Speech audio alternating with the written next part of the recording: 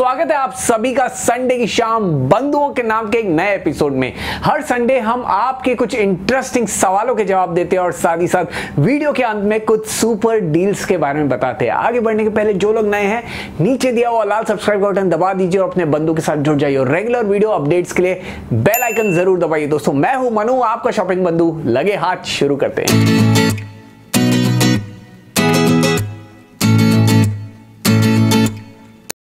कुछ दिन पहले मेरी मीटिंग हुई थी सोनी की प्रोडक्ट टीम के साथ और उस मीटिंग के पहले मैंने एक कम्युनिटी पोस्ट डाला था जहां पे मैंने आप सभी से कहा था अगर आपको कोई सवाल है सोनी टीवी को लेकर तो मुझे पूछ लीजिए, मैं आपके सवाल उन तक पहुंचा दूंगा। तो कई सवाल आप लोगों ने पूछे तो उनमें से थोड़े सवाल ले लेते हैं जिनके जवाब मिले हैं सोनी की ओर से। तो एक जो सवाल है जो कई लोगों ने पूछा है, 15-20 लोग हैं जिनने वो सेम सवाल पूछा है, लेकिन जो पहले जिसने पूछा है वो है मोहना जी, तो मैं उनका ही नाम ले पाऊंगा। तो मोहना जी कहते हैं और मोहना जी के साथ कई और लोग कहते हैं कि VRR update on Sony X9000H कब होगा, व्हेन विल इट हैपन। देखिए सोनी X9000H पिछले साल का मॉडल है। जब पिछले साल टीवी निकाली थी तब सोनी ने कहा था कि इस पे एक अपडेट आएगा जिससे VRR इनेबल हो जाएगा। 1 साल हो गया है, अभी तक वो अपडेट नहीं आया है। 2021 का अपग्रेड आ गया है, सोनी X9000J मॉडल आ गया है और J मॉडल में भी VRR out of the box आपको नहीं मिल रहा है। अभी भी सोनी कह रहा है कि एक अपडेट के थ्रू VRR एनेबल कर देंगे। ऑब्वियसली जितने लोग हैं, जिन लोगों ने ये टीवी ली है, जो लोग X90J लेने का सोच रहे हैं, उन्हें ये इशू खटक रहा है कि VRR अपडेट आएगा या नहीं आएगा। तो यहाँ पे सोनी ने एक बात तो क्लियर कर दी है कि VRR अपडेट आने वाला है, इसकी गारंटी दी है। कब आने वाला है, कौन से टाइम आएगा, कौन से डेट आएगा, इसके बारे में उन्हें नहीं पता है। जो इंडियन टीम है उन्हें नहीं पता था। उन्होंने कहा कि सोनी के वेबसाइट पे एक अपडेट आ जाएगा और उससे हमें पता चल जाएगा। वो अपडेट कब आएगा उसके बारे में भी कोई न्यूज़ नहीं है। तो सोनी के वेबसाइट को आप फॉलो कीजिए अगर आपको VRR अपडेट की कोई भी इंफॉर्मेशन चाहिए। ये जवाब मुझे सोनी की टीम से मिला है जो मैं आपको पास ऑन कर रहा हूँ। इसके बाद जो एक और सवाल है जो बहुत कॉमन सवाल है, कई लोगों ने पूछा है कि सोनी X85J इंडिया में कब लॉन्च होने वाला है। देखिए सोनी X85H सिर्फ 1 या 2 वेरिएंट इंडिया में लॉन्च हुआ था, 65 और 75 inch variant last year. 55 inch variant launch नहीं हुआ था। इस साल 65 इंच वेरिएंट मार्केट में आ गया, आपको next week market offline market में भी मिल जाएगा। 55 इंच वेरिएंट आपको 3-4 हफ्ते में मार्केट में देखने को मिलने वाला है। तो जी हाँ, X85J 55 इंच वेरिएंट आपको इस बार इंडिया में देखने को मिलने वाला है। इसके पहले जो 85 इंच में आपको G वेरिएंट इंडिया में लॉन्च हुआ था, H वो लोग ने स्किप कर लिया था, लेकिन J लॉन्च होने वाला है। इसके बाद जो तीसरा सवाल है जो कई और क्या बहुत सारे लोगों ने पूछा है कि क्या 2020 मॉडल्स में गूगल टीवी और एंड्रॉयड 10 अपडेट आएगा या नहीं। देखिए एंड्रॉयड 10 अपडेट कई टीवीज में रोल आउट हो चुका है, ऐसे मुझे इंफॉर्मेशन मिली है। तो आपको एंड्रॉयड 10 डेफिनेटली मिल जाएगा। गूगल टीवी अपडेट आएगा कि नहीं इसके बारे में अगेन सोनी टीवी को पता नहीं था। ये भी इंफॉर्मेशन आपको सोनी के वेबसाइट में मिल जाएगी, तो आपको बस फॉलो करना है, वहां से आपको वो वेबसाइट से आपको इंफॉर्मेशन मिल जाएगी। ये मुझे सोनी ने बोला जो मैं आपके साथ शेयर कर रहा हूं। दोस्तों अभी कुछ और सवाल ले लेते हैं। तो यहाँ पे अगला सवाल है विशी गर्ग जी का। ये पूछते हैं, डियर शॉपिंग बंधु, first of all thank you for the detail review. I am planning to buy Samsung Frame 50 inch 2021. Should I buy it or not? And many suggest that QLED basically means 55 inch and above. So I am a bit confused. Please suggest. विशी जी देखिए QLED 43 में भी आपको मिलता है, 50 में भी मिलता है, तो ऐसा कुछ नहीं कि आपको सिर्फ 55 एंड अबव में मिलता है। QLED डिस्प्ले आपको 50 इंच फ्रेम में भी मिल रहा है। लेकिन यहाँ पे एक फर्क जो मैं आपको बताना चाहूंगा जो कई लोग मिस कर लेते हैं, जो 55 इंच वेरिएंट है QLED TV, Samsung frame QLED TV का, वो 120 हर्ट्ज डिस्प्ले के साथ आता है, यानी कि 120 हर्ट्ज रिफ्रेश रेट है, फ्रेम्स पर सेकंड 120 है। 50 इंच का जो मॉडल है वो आपको 60 फ्रेम्स पर सेकंड दे रहा है, 60 हर्ट्ज डिस्प्ले के साथ आ रहा है।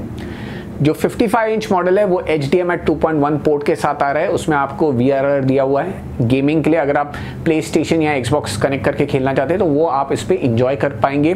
50 इंच मॉडल में आपको HDMI 2.1 पोर्ट नहीं है, VRR फैसिलिटी नहीं दी हुई है।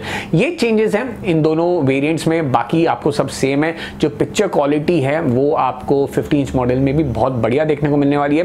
लेकिन जैसे फ्यूचर प्रूफ कहते हैं, एक फ्यूचर प्रूफ प्रोडक्ट जो सालों साल तक आपको ऐसा नहीं लगे कि वो पुराना हो जाएगा, तो एक 120 हर्ट्ज डिस्प्ले वाली टीवी लेना मेरे हिसाब से आज की डेट में एक फ्यूचर प्रूफ टीवी है। एक HDMI 2.1 पोर्ट वाली टीवी लेना मेरे हिसाब से एक फ्यूचर प्रूफ टीवी है, क्योंकि आगे जाकर अगर आप होम थिएटर सिस्टम या साउंड बार लेने का सोचते हैं जिसमें HDMI 2.1 पोर्ट है, तो वो आप अपनी टीवी पे कनेक्ट करके लाजवाब ऑडियो का मजा ले पाएंगे। तो इस बात का आपको ध्यान रखना है। तो यहाँ पे बस यही डिफरेंस है। बाकी अगर आपको 50 इंच टीवी लेनी है वो QLED टीवी ही है, QLED डिस्प्ले के साथ ही आ रही है। क्वालिटी आपको डिस्प्ले की बहुत बढ़िया ही मिलने वाली है। ओके, अगला सवाल है नूर जी का। नूर जी पूछते हैं सर कूका टीवी और मोटोरोला टीवी में से बेटर टीवी कौन सी है? देखिए, कूका टीवी के बारे में मैंने एक इनिशियल रिव्यू वीडियो बनाया था बहुत जल्दी। जिन लोगों ने नहीं देखा, यहाँ पे कहीं लिंक आ जाएगा, जरूर जाके चेकआउट कर लेना। कूका टीवी का मैन्युफैक्चरर है स्काईवर्थ। मोटोरोला टीवी भी स्काईवर्थ ही बनाता है। दोनों टीवी सेम जगह मैन्युफैक्चर होती है, हैदराबाद में स्काईवर्थ के प्लांट में, और दोनों टीवीज में आपको IPS पैनल मिल रहा है। मैं यहाँ 43 इंच के बारे में बात कर रहा हूँ। 43 और 55 में आपको IPS मिलता है, 50 इंच में आपको VM मिलता है। सेम मोटोरोला के साथ भी आता है। दोनों की ब्राइटनेस मोटोरोला और कूका टीवी की लाजवाब है। दोनों की पिक्चर क्वालिटी लाजवाब है। दोनों टीवीज को मैंने यूज करके देखा है। दोनों टीवीज में एक्सपीरियंस बढ़िया ही आता है। अब क्या सेम पैनल, सेम टेक्नोलॉजी, सब सेम यूज किया हुआ है, ये तो आप टीवी को जब डाइसेक्ट करेंगे तभी ही बता सकते हैं। लेकिन क्योंकि टीवी दोनों सेम ही जगह बनती है, सेम ही मैन्युफैक्चरर है, तो मुझे भी कहीं ना कहीं लगा कि दोनों लगभग सेम ही हैं। तो ओवरऑल कूका टीवी मुझे तो अच्छी लगी है, उसका डिटेल रिव्यू भी आने वाला है। मोटोरोला भी बहुत अच्छी है। दोनों टीवीज काफी हिट है। दोनों के रिव्यूज आप देख सकते हैं, फ्लिपकार्ट पे मिलती हैं दोनों टीवीज। दोनों ऐसी कोई नहीं है कि पिछले हफ्ते निकली है या कल निकली है, दोनों काफी दिनों से हैं। तो आप अच्छी तरीके से यूजर रिव्यूज देखिए, फिर डिसीजन लीजिए। बहुत सारे यूजर रिव्यूज है दोनों के, तो आप आराम से डिसीजन ले सकते हैं। पर्सनली मुझे दोनों टीवीज अच्छी लगी है। बहुत जल्दी मैं कूका टीवी का भी एक कंप्लीट डिटेल्ड रिव्यू वीडियो भी बनाने वाला हूं, तो अगर आप चाहते हैं तो आप थोड़ा सा रुक सकते हैं अपने डिसीजन लेने के लिए। दोस्तों, अगला सवाल है एसी को लेकर। यह सवाल है अर्श गुप्ता जी का। ये पूछते हैं I have an area of 570 square feet, 570 square feet area है, which is living room cum dining space. Mitsubishi dealer is suggesting me to go with 1.6 ton Mitsubishi heavy duty. Will it work for this area? As he's saying it will save your power and so electricity consumption. Please guide. देखिए, जब भी आप AC लेने का सोचते हैं तो एक थंब रूल आपको हमेशा फॉलो करना है। 570 स्क्वायर फीट पे 1.6 टन नहीं जमेगा।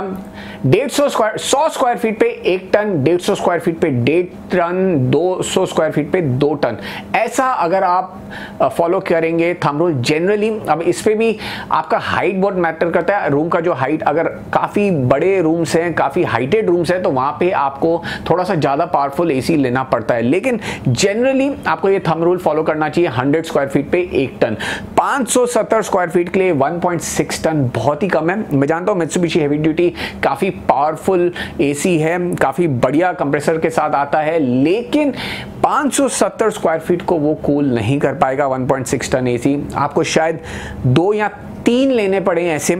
3 1.6 टन शायद आपके लिए परफेक्ट होंगे 570 स्क्वायर फीट के लिए। एक 1.6 टन मित्सुबिशी एसी से आपका काम नहीं बनने वाला है।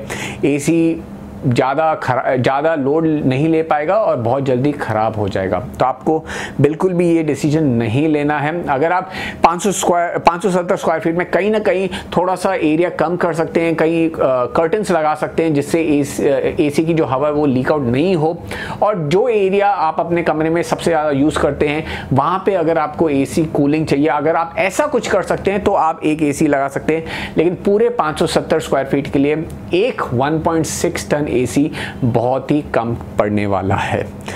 तो फाइनल जवाब यही होगा, आपको कम से कम 3 चाहिए अगर आप 1.6 टन का ले रहे हैं। अगर आप 2.2 टन के लेते हैं तो शायद आप 2 में कर सकें। अगर आप एक इस साइड लगा दें और ओवरऑल रूम को पैक कर लें तो उस हिसाब से थोड़ा बहुत चल जाएगा, क्योंकि मित्सुबिशी थोड़ा सा पावरफुल होता है जैसे कि मैंने कहा। तो उस हिसाब से आप अपना डिसीजन लीजिए।